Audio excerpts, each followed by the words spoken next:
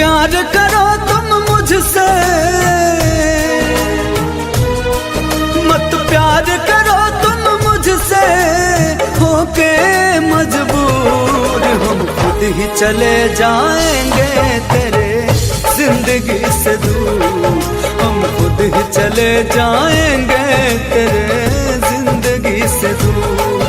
मत प्यार करो तुम मुझसे, होके मजबूर हम खुद ही चले जाएंगे तेरे जिंदगी से दूर। हम खुद ही चले जाएंगे तेरे जिंदगी से दूर।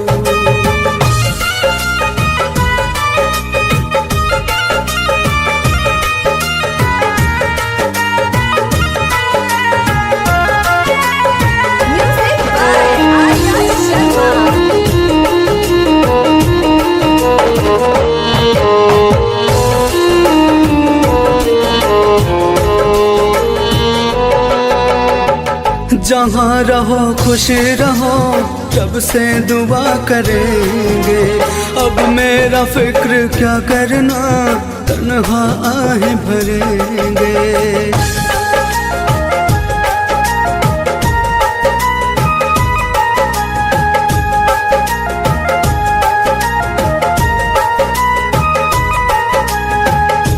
मत रख हमसे वफा की उम्मीद ऐ सनम, हमने हर दम बेवफाई पाई है। मत ढूंढ हमारे जिस्म पे जख्म के निशान, मत ढूंढ हमारे जिस्म पे जख्म के निशान, हमने हर चोट दिल पे खाई है। जहाँ रहो खुश रहो, रब से दुआ करेंगे। अब मेरा फिक्र क्या करना, तन्हा आहें भरेंगे। तेरा कुछ नहीं है,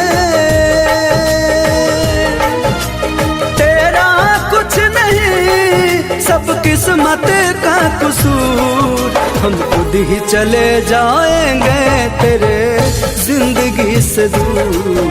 हम खुद ही चले जाएंगे तेरे जिंदगी से दूर।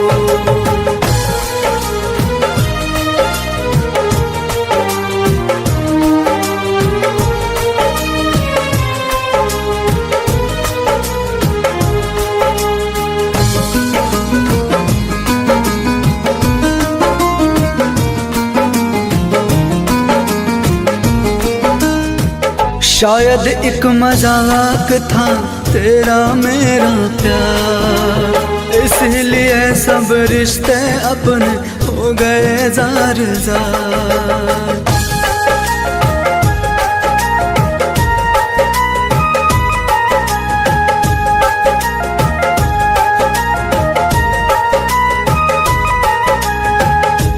इश्क की हमारे बस इतनी सी कहानी है, इश्क की हमारे बस इतनी सी कहानी है। तुम बिछड़ गए हम बिखर गए, तुम मिले नहीं और हम किसी और के हुए नहीं। शायद एक मजाक था तेरा मेरा प्यार, इसीलिए सब रिश्ते अपने हो गए जार जार। एहसास तुम्हें भी होगा, एहसास तुम्हें भी होगा उन रिश्तों का जरूर। हम खुद ही चले जाएंगे तेरे जिंदगी से दूर। हम खुद ही चले जाएंगे तेरे जिंदगी से दूर। मत प्यार करो तुम मुझसे, होके मजबूर हम खुद ही चले जाएंगे तेरे जिंदगी से दूर।